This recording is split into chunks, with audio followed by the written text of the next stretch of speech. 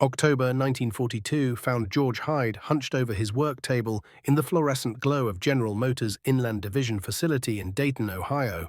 At 52 years old, this German-born engineer had spent 2 decades designing firearms. But nothing in his experience prepared him for what Colonel René Studler had placed before him just 3 days earlier. The folder sat there, heavy with implications, containing specifications that seemed to mock the laws of physics itself.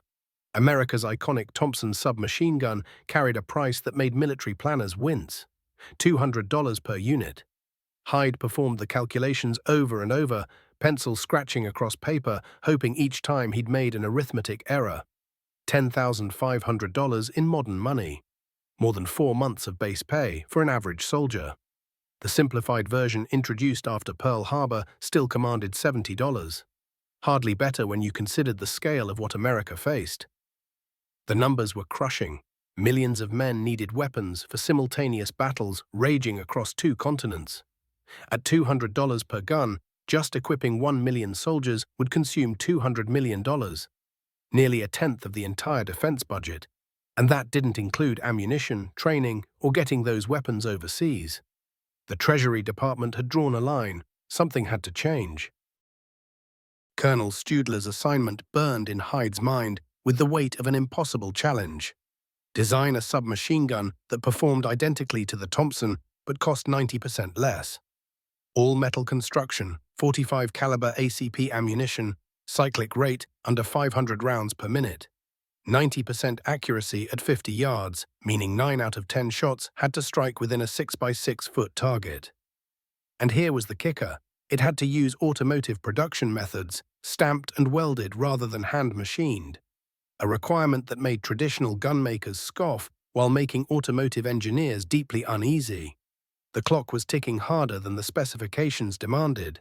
7 months, 30 weeks exactly, before American forces would need massive quantities of submachine guns for the planned invasions of Sicily and Italy. Intelligence reports from North Africa painted pictures of fortified positions that would demand close-quarters combat. Every day that American factories failed to produce affordable submachine guns in adequate numbers meant soldiers might face enemy fire-carrying weapons that existed mainly in procurement offices rather than in their hands. Hyde's first instinct pointed toward leveraging his division's recent triumph. General Motors' inland facility had just completed one of the war's most audacious manufacturing feats, producing 1 million single-shot Liberator pistols for European resistance fighters. Crude but functional, these weapons had been built entirely from stamped metal components, using automotive press tools and spot welding techniques perfected on car bodies.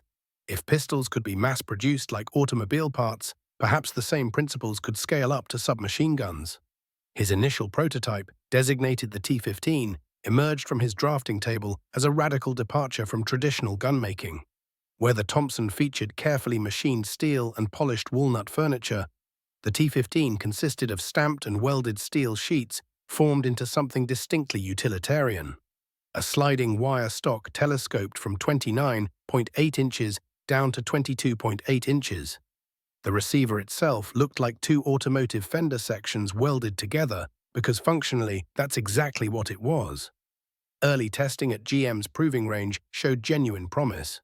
The T-15 fired accurately, cycled reliably, and came apart for cleaning in under 30 seconds. Preliminary cost estimates suggested manufacturing prices under $25 per unit. Exactly the 90% reduction Studler had demanded. Hyde permitted himself cautious optimism as he prepared for Aberdeen proving ground. The November drive to Aberdeen carried the weight of American industrial destiny. Hyde understood his prototype represented something deeper than mere cost savings. It embodied a fundamental question about American military identity itself. Would the Army embrace radical efficiency, or would institutional conservatism demand that weapons maintain the appearance of traditional instruments of war, whatever practical considerations might suggest? The answer came swiftly and delivered with visible disdain. Aberdeen's ordnance officers handled the T-15 with barely concealed contempt, their expressions shifting from curiosity to disappointment to outright rejection. Major William Harrison, Aberdeen's chief small arms evaluator, summed it up with clinical dismissal. This looks like something that fell off an assembly line at a Buick plant. Where's the craftsmanship? Where's the woodstock? This looks more like a garage tool than a weapon of war. The institutional bias cut far deeper than aesthetics. For decades, American military culture had equated weapon quality with traditional craftsmanship. Machined steel, fitted wood, polished surfaces that whispered of careful hand finishing. The Thompson's distinctive profile, with its drum magazine and the meticulous attention to detail that defined Thompson Auto Ordnance, had become inseparable from American military identity itself. Officers who'd carried Thompsons in French trenches during the Great War looked at Hyde's stamped metal creation as an assault on military tradition. Hyde watched months of work dismissed in minutes of perfunctory handling. The Army had specifically requested cheap manufacturing, yet their reaction exposed the contradiction sitting at the heart of military procurement. They wanted cost reduction without visual compromise. The T-15 met every performance specification, but its appearance violated unspoken assumptions about what American weapons should look like. The November drive back to Dayton stretched long and cold through the darkness. Reports filtering back from North Africa painted a different picture entirely. Thompson, reliability problems in desert sand, failures in jungle humidity. The irony twisted like a knife. The beautiful gun was already failing when soldiers needed it most. Yet Army leadership remained fixated on preserving its aesthetic legacy. Every day that production lines couldn't meet Thompson quotas was another day American soldiers might face combat without adequate close-quarters weapons. As General Motors' Inland Division came into view beneath Dayton's streetlights, Hyde confronted a choice that would define both his legacy and American small arms doctrine. He could redesign his weapon to satisfy military traditionalists, or he could give American soldiers what they actually needed to survive, regardless of institutional preferences. Hyde returned to his drafting table with a radical insight crystallizing in his mind. What if ugly was actually better? The Aberdeen rejection had stung, certainly, but it had also revealed a fundamental truth about military procurement that his engineering mind could now weaponize. The Army's aesthetic prejudices were blinding them to functional superiority. If he couldn't make his weapon look traditional, he would make it so demonstrably effective that appearance became irrelevant. Working alongside Frederick Sampson, General Motors' chief engineer and a master of automotive mass production, Hyde began a methodical deconstruction of everything the military considered essential in submachine gun design. Sampson brought 3 decades of experience turning raw steel into reliable automotive components, understanding instinctively that manufacturing excellence meant eliminating everything that didn't contribute directly to core function. Where traditional gunmakers saw craftsmanship, Sampson saw inefficiency waiting to be stripped away. The new prototype, designated T20, emerged from their collaboration as an even more radical departure from military convention. Hyde stripped away every element that existed purely for appearance, retaining only components that directly enhanced battlefield effectiveness. The result looked crude by traditional standards, but it represented functional engineering at its finest. The design that would eventually earn the nickname that defined its legacy, the grease gun, named after the common automotive tool it resembled. The receiver design embodied Hyde's revolution in thinking. Instead of machining a solid steel block the way Thompson's required, demanding skilled machinists and expensive equipment, the T20 used 2 pressed steel shells welded together along their seams. Each receiver half could be stamped from sheet steel in seconds using existing automotive press tools. The welding process, perfected for car body construction, created joints stronger than traditional methods while eliminating hours of careful fitting and finishing. Total manufacturing cost for the receiver assembly, $2.50 compared to $15 for the Thompson's machined equivalent. The Thompson's carefully crafted walnut furniture demanded seasoned wood, precision machining, and meticulous hand finishing. But the T20 took a radically different approach with its telescoping wire frame that folded down from 29.8 inches to just 22.8 inches. This innovation meant eliminating costly materials while delivering the compact handling that tank crews and paratroopers desperately needed in tight quarters and confined spaces. The manufacturing numbers told the real story. Building a Thompson cost $30 per unit, while the T20 came in at $8. Hyde's most controversial innovation centered on his dust cover safety system. Where the Thompson relied on a complex mechanical safety, he created something elegant in its simplicity. Open the cover and the gun fired. Close it and the weapon was safe. The mechanism safeguarded the internal components while providing absolute reliability that soldiers couldn't accidentally disengage under the stress of combat. Military ordnance officers saw this as crude oversimplification, yet Hyde understood something fundamental about warfare that traditionalists missed. Combat effectiveness mattered far more than mechanical sophistication. His bolt design revealed his deepest insight into what infantrymen actually needed. The T20's heavy bolts cycled at 450 rounds per minute compared to the Thompson's 700 plus, and this wasn't a weakness but a careful choice. Military traditionalists viewed this as inferior performance, but Hyde had studied after-action reports from battlefields across North Africa and the Pacific. Those reports revealed something crucial. Lower firing rates meant soldiers used less ammunition, controlled their shots better, and maintained superior accuracy during extended firefights. American soldiers were wasting Thompson ammunition because the weapon's extreme cyclic rate made accurate shooting nearly impossible. Hyde's enclosed action represented perhaps his most brilliant innovation. Unlike the Thompson's exposed operating mechanism, the T20's bolt and springs stayed completely sealed within the receiver itself. Dirt, mud, sand, and moisture, those constant enemies of infantry soldiers, couldn't penetrate the sealed action to cause jams. This single design choice would prove decisive everywhere, from Italian mountain passes to Pacific jungles. When Aberdeen Proving Ground tested the T20 in December 1942, the results spoke louder than any debate. In controlled mud tests that mimicked actual infantry combat conditions, the Thompson consistently jammed after just 50 rounds and required immediate field cleaning to work again. The T20 fired 200 rounds without a single stoppage, its enclosed action proving impervious to the conditions that defeated conventional designs. Sand testing revealed even more striking differences.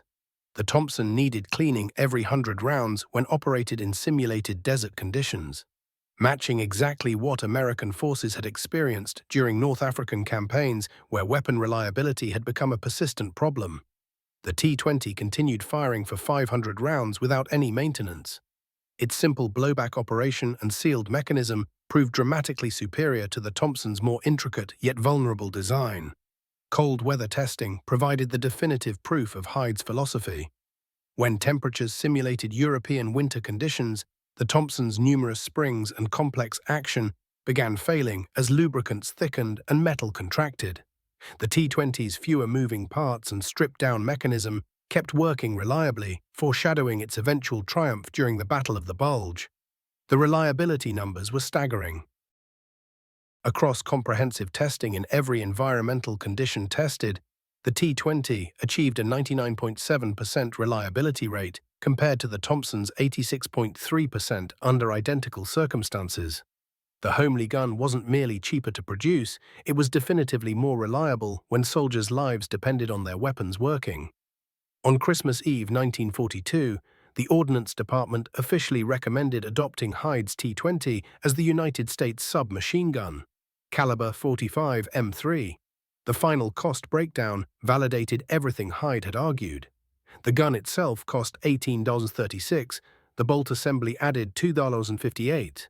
Total production cost came to $20.94, less than half what a simplified Thompson cost, while delivering superior reliability across every performance metric. This recommendation meant far more than just saving money. It signaled a fundamental transformation in how American military thinking approached weapons selection, moving away from aesthetic traditionalism and toward practical functionality. Hyde's ugly gun had demonstrated that effectiveness, not elegance, should determine how weapons get chosen. Now came the real question: would American soldiers accept a weapon that resembled an automotive tool but performed like the most reliable submachine gun ever built? General Motors' Guide Lamp Division in Anderson, Indiana, had spent the previous decade perfecting the manufacture of automobile headlights. Their production floor operated with the precision and choreography that only automotive mass manufacturing could achieve. By January 1943, that same floor was undergoing the most dramatic transformation in the division's history, as engineers retooled the assembly lines to produce instruments of war. This shift from building illumination to building armaments would prove that American manufacturing could transform itself with stunning speed when national survival was at stake. The M3's design represented a manufacturing revolution that upheld every principle Frederick Sampson had spent 3 decades learning in automobile production. The Thompson demanded 21 separate machine parts, requiring skilled craftsmen and expensive precision equipment. The M3 needed only 3 machine components. Everything else could be stamped, pressed, welded, or shaped, using the automotive tools and methods already on the factory floor. The receiver utilized the same spot welding techniques used for automobile bodies, creating joints that were stronger and more consistent than traditional gunsmithing, while eliminating hours of hand-fitting and finishing work. The magazine design embodied the weapon's entire manufacturing philosophy. Thompson magazines required careful machining, tight tolerances, and skilled craftsmanship that made each one expensive and time-intensive.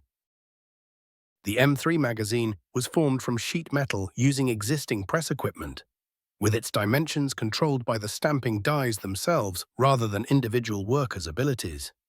The feeding lips that guided rounds into the chamber formed during the stamping operation, eliminating the hand-filing Thompson magazines required. Manufacturing time for each magazine dropped from 45 minutes down to 3 minutes. Even the sights reflected revolutionary thinking about production. Thompson sights demanded machining, precise adjustment, and individual zeroing during assembly. The M3 used simple stamped metal sights drilled to final specifications during test firing, allowing rapid and accurate zeroing without expensive hand-fitting. The front sight was a stamped post, the rear sight a stamped aperture, crude-looking perhaps, but functionally superior to elaborate designs requiring constant adjustment and frequent upkeep. The production numbers coming from Anderson challenged every conventional assumption about weapons manufacturing. Guidelamp could produce 1,000-pound M3 submachine guns daily compared to 50 Thompsons from traditional gun-making shops. Switching from headlight production to submachine gun manufacturing took exactly 30 minutes of setup time, demonstrating the flexibility that automotive-style tooling provided. Worker training time fell from 6 months for Thompson production to just 2 weeks for M3 assembly, since automotive workers already understood stamping, welding, and assembly line operations. Material utilization represented another victory for efficient design. Each M3 required 3.5 pounds of steel versus 8.5 pounds for the Thompson, a critical factor when America was simultaneously constructing the world's largest Navy, Air Force, and mechanized army. This reduced material consumption wasn't achieved through weaker construction, but through smart engineering that eliminated unnecessary strength while keeping functional integrity intact. Stress analysis demonstrated that the M3's stamped receiver was actually stronger than the Thompson's machine-made equivalent in critical areas while weighing considerably less. The first M3 grease gun rolled off the Anderson assembly line on May 7, 1943, exactly 7 months and 3 weeks after Hyde's initial assignment. The weapon validated American industrial capacity in ways that transcended simple cost savings. Frederick Sampson observed that first gun come down the line with the deep satisfaction of an engineer who had proven that automotive methods could manufacture military equipment superior to traditional craftsmanship while costing a fraction of conventional approaches. Yet the manufacturing revolution was about to collide with the immovable force of military tradition. When initial shipments of M3 submachine guns reached training facilities during summer 1943, both soldiers and officers greeted them with cold indifference, rooted in decades of assumptions about authentic military weapons. The contrast to the Thompson was stark. Soldiers expected polished wood and encountered stamped metal instead. They saw spot welds where they anticipated precision machining. The appearance seemed crude compared to what they'd known. Staff Sergeant William Morrison at Fort Benning's Infantry School captured the common reaction in his training report. "The weight feels wrong in your hands. It looks like something from a garage rather than a weapons factory. The men keep calling it the grease gun, and they don't mean it as praise. The nickname persisted, capturing both the weapon's purely utilitarian appearance and the doubts it raised among troops who associated weapon quality with traditional craftsmanship. Army officers shared their men's aesthetic reservations while harboring deeper institutional concerns about replacing an iconic weapon with what looked like mass-produced equipment. Colonel James Harrison, Chief of Small Arms Training at the Infantry School, summarized the dominant viewpoint in his report to the War Department. The M3 may perform adequately, but it fails to inspire confidence among our soldiers. Military effectiveness depends not just on mechanical function, but on a warrior's belief in his weapon. This stamped metal substitute undermines that essential psychological factor. Criticism extended past appearance to performance characteristics, reflecting deeper design philosophy differences. Officers consistently faulted the M3's 450 rounds per minute cyclic rate as sluggish against the Thompson's 700+, overlooking Hyde's deliberate decision to enhance control and ammunition discipline. The wire stock faced dismissal as flimsy despite being lighter and more compact than wood. The straightforward safety mechanism got labeled crude despite being more reliable and intuitive than complicated systems. Training officers noted that soldiers required extra instruction, overcoming their hesitation to trust the M3's unconventional design. Range reports showed troops shot more accurately with the M3 due to its superior control, yet many refused to credit the weapon's inherent advantages. The psychological barrier created by the M3's appearance proved harder to overcome than the technical challenges Hyde had addressed through superior engineering.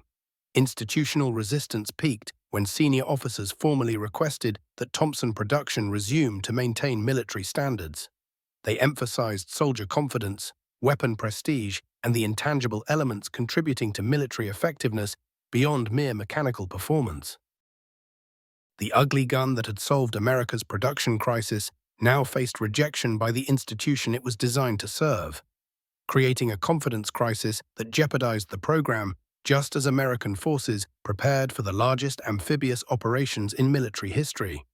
The M3's real vindication emerged not in training camp conditions, but in the brutal reality of combat, where aesthetic concerns vanished against the pressure of life-or-death functionality. By mid-1944, American forces were discovering that Hyde's ugly gun possessed qualities no amount of traditional craftsmanship could match, as actual battlefield conditions revealed the gap between theoretical performance and practical results with unforgiving clarity. Tank crews embraced the M3's revolutionary design first. Their enthusiasm came from intimate experience with cramped fighting compartments where every inch of space counted. The Thompson's 32-inch length with stock extended made movement inside Sherman and Stuart tanks a constant frustration, particularly when crews needed close-range engagement with infantry during urban warfare. The M3's 29.8 inches, when fully extended, offered tremendous practical value in tight quarters, yet its ability to collapse down to 22.8 inches made it far easier to store and get into action fast. Staff Sergeant Robert Hayes commanded an M4 Sherman through the brutal fighting in Italy and recorded his first-hand observations in an after-action report from combat near Monted Battaglia. The differences he noted were practical and immediate. Try maneuvering a Thompson submachine gun inside a tank turret when German infantry closes in. That's the reality nobody talks about. The grease gun fits into spaces where the Thompson simply won't go. We had to fight Germans at point-blank range yesterday, and the M3 let me get rounds downrange while my loader was still trying to muscle his Thompson into firing position. That weight advantage made all the difference. At 8.2 pounds against the Thompson's 10+, the M3 meant less exhaustion during long patrols and sustained firefights. Paratroopers carrying every single ounce they owned through combat jumps understood the math immediately.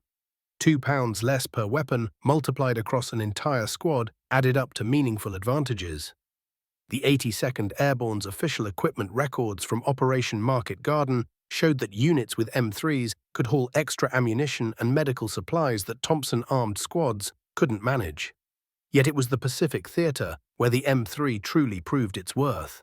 where environmental conditions that broke traditional weapons exposed the genuine superiority built into Hyde's design. The oppressive humidity of New Guinea and relentless moisture created weapons maintenance problems that Thompson units struggled to handle. The Thompson's exposed action needed daily cleaning just to prevent rust and jamming, something rarely possible during extended jungle operations where Japanese forces could attack without any warning. Marine Corporal Anthony Ricci kept a combat journal from Bougainville that captured the brutal truth about weapons and tropical warfare. By day 2, the Thompson was jamming every few rounds. The humidity penetrates everything out here. I picked up a grease gun from a wounded GI and thought I'd give it a try. That thing kept firing no matter what conditions I threw at it. I carried it for 3 weeks, fired 800 rounds through it, never cleaned it once, and it never jammed. Not even when I dropped it in a stream during night patrol. The enclosed action that Aberdeen officers had initially written off as primitive turned out to be exactly what you needed when traditional designs failed repeatedly. The M3's bolt and springs stayed completely sealed away from moisture, dirt, and debris that worked their way into Thompson mechanisms even with careful maintenance. Field reports from Pacific Combat consistently documented M3 reliability above 95%, compared to Thompson failure rates that dropped below 70% during extended jungle operations. Validation from the European theatre came during the brutal winter of 1944 and 45, when the Battle of the Bulge exposed the fundamental differences between conventional and innovative weapons design. Temperatures plummeting below zero froze Thompson actions solid, rendering them inoperable precisely when German forces launched surprise attacks against American positions.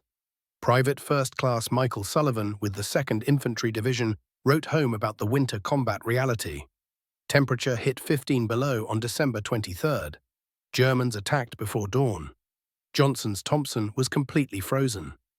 He couldn't even pull the bolt back. My grease gun kept firing like we were back in Georgia summer. That ugly gun saved our whole squad that morning. The M3's straightforward blowback action and simplified construction proved inherently superior in extreme weather. Where the Thompson's intricate mechanism required exact tolerances that cold weather destroyed, the M3's rugged build and simple operation kept working reliably. That heavy bolt that critics had dismissed as sluggish actually worked better in sub-zero conditions by maintaining enough momentum to cycle when lighter mechanisms quit. German intelligence reports captured during the Ardennes offensive specifically noted that American units carrying M3s presented priority targets, recognizing the weapon's effectiveness in close-quarter winter fighting. Wehrmacht after-action reports stated plainly, American grease gun most dangerous in bunker-clearing operations. Simple, reliable, always functional even in extreme cold when other weapons fail. American troops underwent their own psychological transformation as soldiers found the M3's unremarkable appearance masked genuinely superior battlefield performance. What started as mockery evolved into affection as troops learned to trust Hyde's revolutionary design approach. Technical Sergeant David Chen served through both Italian and French campaigns and captured the changing attitude in his unit history. We started calling it the grease gun as a joke because it looked like something you'd find in a garage instead of an armory. But after 6 months of combat, that garage tool brought more of us home than any pretty gun ever could. Function over form. That's what keeps you alive. But just as field evidence was proving the M3's clear superiority, disaster came from an entirely different direction. Quality control problems surfaced in early 1945 as expanded production began cutting corners on manufacturing standards that had made the weapon dependable. Some M3s developed weak recoil springs, causing feeding failures, while others experienced bolt breakage during heavy firing. The critics who had opposed the entire program from day one seized on these failures as proof their aesthetic and institutional objections were justified. The crisis threatened to wipe out everything Hydes had accomplished through superior engineering and proven battlefield results. Production orders got cancelled and manufacturing reverted to Thompson production, despite the overwhelming combat evidence favoring the newer design. Hyde's revolutionary weapon faced potential shutdown just when its combat advantages were becoming obvious. creating a bureaucratic battle that would decide whether American small arms thinking would embrace functional innovation or retreat into traditional approaches that valued appearance over actual effectiveness. The news reaching Hyde's office in February 1945 carried devastating irony that perfectly summed up the entire M3 story. The last Thompson submachine gun rolled off the Savage Arms production line, ending America's most iconic weapon, not because it became obsolete, but because economic pressures made it impossible to keep building. After producing 1.5 million Thompsons, the beautiful gun had priced itself right out of existence, caught in the same cost pressures that had motivated Hyde's revolutionary approach. The Thompson's disappearance created a gap only the M3 could fill, but quality control problems threatened to destroy the program precisely when its necessity became undeniable. Hyde's and Frederick Sampson worked with urgent purpose to find and fix the production flaws that critics were exploiting to kill the entire project. Their investigation discovered that rapid expansion of manufacturing had compromised the precise steel grades and spring tensions that kept the weapon working. The fix reflected the same engineering philosophy that had created the M3 originally. Elegant simplicity, solving difficult problems. Better steel eliminated bolt failures, while adjusted spring tensions resolved feeding issues affecting some production runs. The improved M3A1, arriving in December 1944, fixed every legitimate problem while keeping the affordability and manufacturing efficiency that made mass production viable. The most noticeable improvement replaced the fragile cocking handle with a simple finger hole in the bolt, eliminating the component most likely to break during field use. An improved rear sight increased accuracy potential while staying producible using automotive manufacturing methods. Most critically, strict quality control procedures eliminated the inconsistent manufacturing standards that had caused reliability problems in earlier batches. By war's end, the statistical proof of Hyde's design approach was overwhelming. Total M3 production hit 666,694 units, saving over $150 million compared to equivalent Thompson production. Final testing showed reliability rates reaching 99.7%, surpassing even Hyde's most optimistic expectations. The weapon, dismissed as crude and unreliable, had proven more dependable than any American submachine gun in history. The M3's ultimate vindication came during the Korean War, where frozen conditions that destroyed most weapons revealed the fundamental superiority of Hyde's design philosophy. The conflict provided a final test of the function versus appearance argument that had dogged the weapon since introduction, as extreme weather eliminated aesthetic considerations and exposed pure mechanical performance. Private Bob Shines with the 2nd Infantry Division experienced the M3's winter superiority during the retreat from Seoul in January 1951, facing Chinese forces in sub-zero conditions where weapon reliability became survival rather than preference. "I hated that gun when they issued it at Fort Lewis," Shines later recalled. "It looked like junk next to the Thompsons the movies showed. But when we hit those Chinese positions at Wonju, my grease gun fired every single round. My buddy with a Thompson jammed after 10 shots. That ugly gun brought me home." Chinese People's Volunteer Army after-action reports captured during spring offensives specifically targeted American soldiers carrying M3s, recognizing their effectiveness in close-quarter fighting that defined much Korean combat.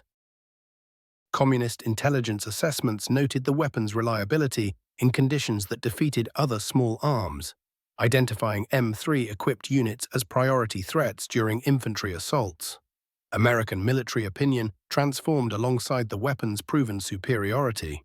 What began as institutional ridicule evolved into professional respect as officers who initially criticized the M3's appearance learned to value its practical effectiveness. By 1953, even the most traditional military voices acknowledged that Hyde's ugly gun had proven more reliable than the beautiful Thompson it replaced. The principle Hyde's established through engineering excellence became doctrine shaping American military procurement for decades. Function trumps form. Good enough, engineered correctly, beats perfect engineered wrong. Effectiveness, not elegance, determines weapon selection. These ideas seemed revolutionary when Hyde's first proposed them, but became conventional wisdom guiding everything from small arms to major weapon systems. George Hydes died in 1963 with his revolutionary design still serving in the American military, outlasting the critics who dismissed it and the aesthetic prejudices that initially blocked its adoption. The M3 served through Korea, Vietnam, and beyond, building a service record that validated every element of Hyde's design approach, while proving the lasting value of engineering practicality over institutional thinking. The weapon's legacy extended beyond battlefield service to represent a fundamental shift in American thinking about military effectiveness. The grease gun demonstrated that innovation often appears ugly to eyes trained on conventional beauty, that revolutionary solutions frequently violate established expectations, and that genuine military effectiveness comes from weapons that work when everything else fails, rather than weapons that impress during peacetime demonstrations. The final chapter of the M3's story revealed something profound about American character and capability. The nation that initially rejected Hyde's design because it looked crude eventually embraced it because it worked reliably. Aesthetic objections that nearly destroyed the program gave way to practical recognition of superior engineering. The ugly gun, dismissed as unworthy of American soldiers, became the most reliable submachine gun in their arsenal. For the GIs who carried M3s through 3 wars, appearance became irrelevant compared to dependability. They learned that beauty in military equipment isn't about polished surfaces or traditional craftsmanship. It's about consistent function when lives depend on it. The grease gun's straightforward design represented American ingenuity at its peak. The capacity to strip away everything unnecessary while preserving everything that matters. George Hyde's ugly gun ultimately taught America that the most beautiful solution is the one that works when everything else fails. The principle he established through persistent engineering and proven battlefield performance became central to American military doctrine. Effectiveness, not appearance, determines true worth. The M3 grease gun proved that sometimes the most revolutionary act is making something simple enough to work perfectly every time when it matters most.